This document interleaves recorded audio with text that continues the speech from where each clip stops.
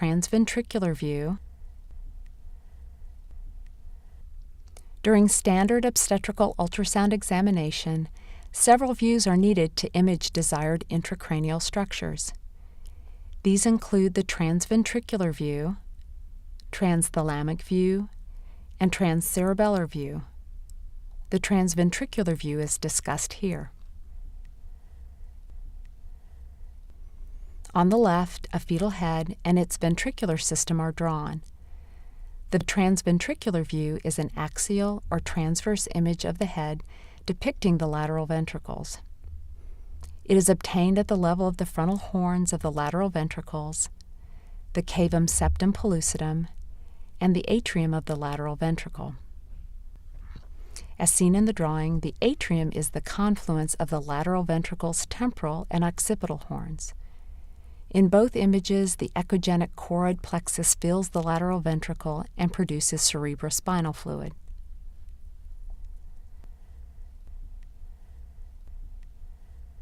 The transventricular view is used to evaluate the ventricular system.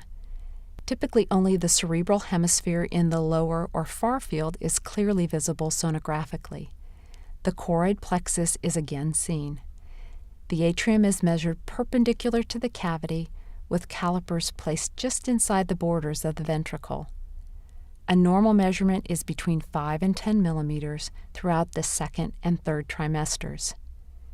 In addition, the frontal horns of the lateral ventricles are also seen in this view and are separated by the cavum septum pellucidum, shown here. Severe ventriculomegaly is diagnosed when the atrium appears unusually prominent and measures 15 millimeters or greater. The choroid plexus is normal size but appears much smaller compared with the distended atrium.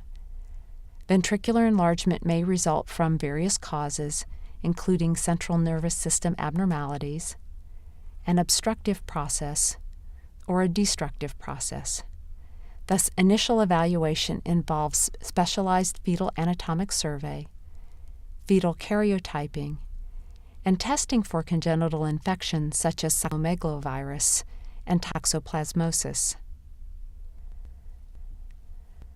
This 19-week fetus with severe ventriculomegaly had Down syndrome. Mild ventriculomegaly is diagnosed when the atrium measures at least 10 millimeters and less than 15 millimeters. In this image, the lateral ventricle measures 12 millimeters. Overall, 1 to 2% of cases are associated with congenital infection, approximately 5% with aneuploidy, and 12% with other neurologic abnormalities. Importantly, when ventriculomegaly is mild and appears isolated, abnormalities may be present but not detectable sonographically.